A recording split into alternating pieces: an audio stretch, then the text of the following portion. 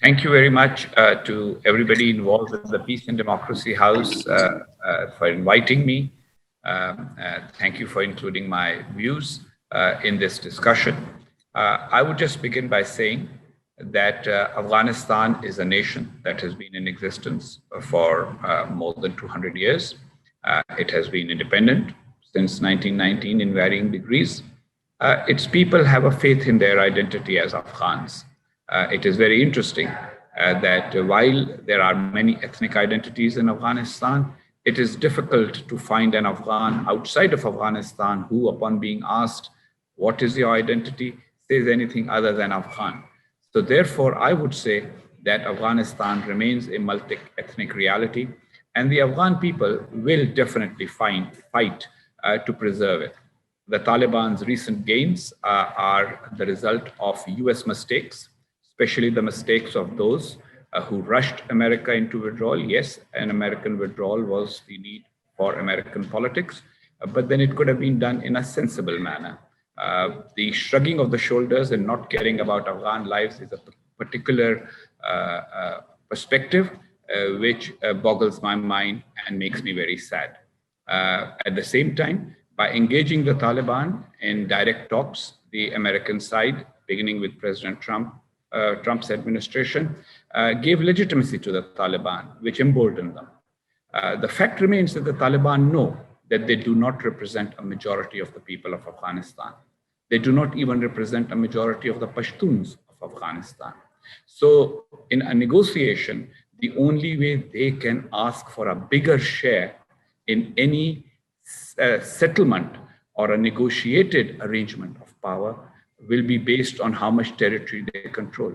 And that is exactly what they're doing. They are taking advantage of the fact that American contractors who helped maintain the Afghan Air Force have been withdrawn suddenly and are out of the equation. So therefore, they cannot bomb large formations of Taliban moving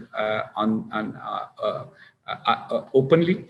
The Afghan Air Force pilots have been targeted by the Afghans very methodically and killed at home, so that there is less response from the air, and that enables them to gain more territory. Even if they do what some Americans who have unfortunately not recognized the Taliban for the totalitarian movement they are, by just talking to relatively more articulate Taliban sitting in Doha, they have ended up creating a situation in which the Taliban want to have more territory before they even talk to the Afghan government. I am quite confident that in the long term, the people of Afghanistan will respond and they will not accept the butchery of the Taliban. The notion that the Taliban have changed is basically buying into PR.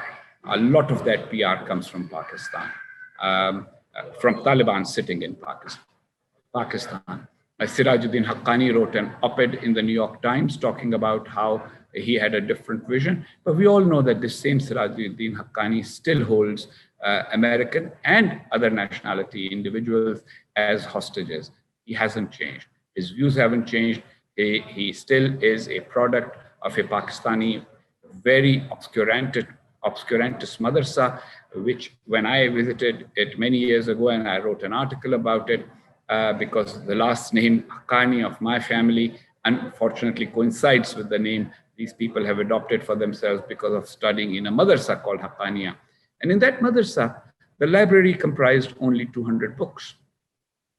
And the gentleman who was in charge of the madrasa told me that this is all we need. This is the sum total of our worldview. So to think that they will understand things differently, at least en masse, is very difficult. It's very unlikely. Now, who are the Taliban? Well, the Taliban are the product of circumstances immediately after the Soviet withdrawal of Afghanistan. The Pakistani leadership at that time and its many allies, including the United States, had not realized that the Soviet Union will withdraw as quickly as it did. So they had anticipated a longer war, and a new generation of conservative Afghans was being trained for continuing the fight against the Soviets. Then the collapse of the Najib regime after the collapse of the Soviet Union resulted in civil war. And in that civil war, the various factions were not able to come to a negotiated settlement in time. That's when the Taliban took over. And now, of course, they are a force unto themselves. But the fact remains that while they claim that they have 85% of Afghan territory under their control, their leadership and the families of that leadership still say that they are either located in Doha or in various towns and cities in Pakistan. Pakistan's position now is that it does not control the Taliban, and that may well be right. That would create a new situation for Pakistan because the entire enterprise for many years, and that goes back even before the Soviet occupation of Afghanistan, has been to try and create a Pakistan-friendly government in Kabul.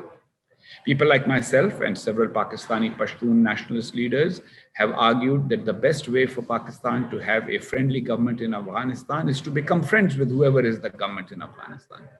But because of the manner in which Pakistan's inter-services intelligence became the channel for arming, training, and equipping the Mujahideen against the Soviet Union and the PDPA government in Afghanistan, Pakistan became far more involved.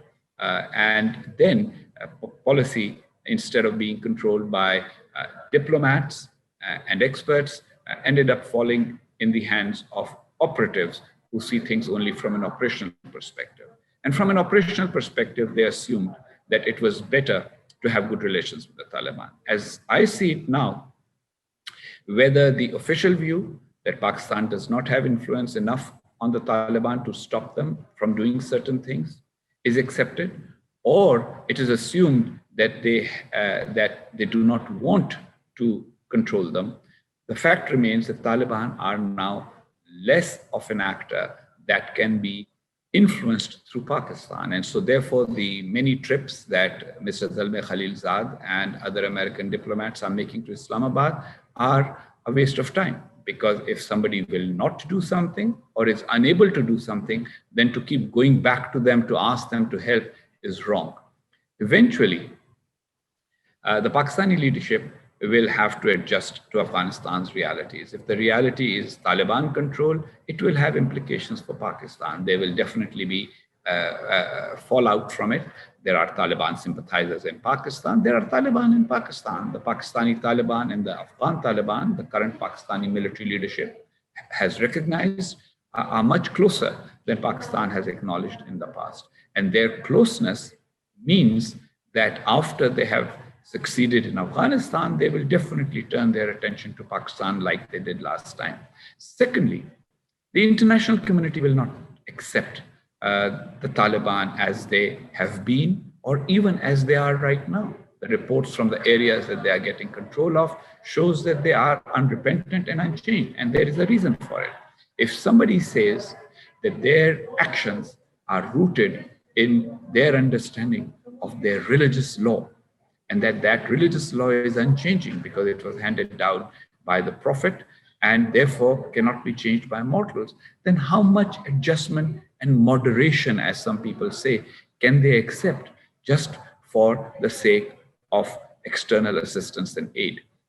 They, by the way, tried to get external assistance even in the past, and people like Mr. Khalilzad were involved even then in trying to negotiate with the Taliban for modern arrangements like an oil pipeline or a gas pipeline running through Afghanistan and Afghanistan being paid for it. But inherently, the Taliban ideology is obscurantist. There are certain very core beliefs that they will not be able to change. And if they do not change them, there will not be as much international assistance for for any regime that they dominate, let alone monopolize, that will enable Afghanistan to move forward. So Afghanistan will face isolation, but it will not only be Afghanistan. Because of what has happened, there is considerable resentment among many Americans, especially those who served in Afghanistan, against Pakistan, rightly or wrongly. I will not get into that, but they feel that America's discomfiture in Afghanistan was the outcome of Pakistan's policy. So there will be residual negativity towards Pakistan in the US, in NATO countries, in countries whose soldiers fought in Afghanistan, and there will be fallout from the Taliban. It will not be as easy and good for Pakistan as some are now suggesting it might be. Pakistan is trying to mitigate the effect of all of that by doing a major PR offensive all over the world, trying to say that we facilitated the talks with the Taliban, which they did, that they did their best with the Taliban, but they not go any farther. Yet, what is the reasoning behind all of this from Pakistan's point of view? Since 1947, Pakistan has felt insecure about its national unity. It lost East Pakistan, what became Bangladesh in 1971, and that too involved Indian intervention. The assumption is that India wants to break up Pakistan along ethnic lines. The Pashtun and Baloch areas of Pakistan that border Afghanistan and also have an ethnic overlap with Afghanistan, and some in Afghanistan would argue a lot of it was Afghan territory until 1893. There is a presumption that Afghanistan will always encourage irredentist claims or separatist claims there, and they will do so with India's support. So Pakistan has always sought to have a government dominated by Pashtun Islamists. During the war against the Soviets, Pakistan favored Gulbuddin Hekmatyar. Later on, they supported the Taliban. The idea is that Pashtun Islamists are less likely to be negative towards Pakistan, which they see as an Islamic country, albeit one that needs to be reformed and further Islamized, than a secular Pashtun nationalist and a Kabul government comprising secular Pashtun nationalists and other ethnicities of Afghanistan who are believed by Pakistanis to be close to India. My argument for years has been that Pakistan needs to go beyond this oversimplified notion of Indian influence versus Pakistani influence in Afghanistan. Pakistan needs to let the Afghans make their own choices. And if the Afghans choose anything resembling the Taliban in, say, for example, a free and fair exercise of their will, then Pakistan must live with it. But any attempt to try and favor one group over another will only create a negative feeling towards Pakistan, which right now in Afghanistan is strong. Pakistan and Afghanistan are neighbors. Afghanistan is landlocked. Pakistan is Afghanistan's access to the sea. Pakistan and Afghanistan have an overlap of population, but that overlap of populations should not mean that Pakistan should try and dominate Afghanistan, because that will not be successful. One of Pakistan's former army chiefs, General Aslam Beg, at one point said that fusion between Afghanistan and Pakistan is inevitable. And in any case, because there are more Pashtuns in Pakistan now than there are in Afghanistan, therefore the Pakistani Pashtuns will dominate that fusion or their fused state. I would argue that seeking fusion with Afghanistan is not in Pakistan's interest. Recognizing Afghan sovereignty and working towards good relations with the people of Afghanistan is. I hope that things turn out for the better, but if they do not, I am sure that the people of Afghanistan will resist Taliban obscurantism just as they did in the past, however prolonged that struggle might be and however difficult it might be. Thank you very much.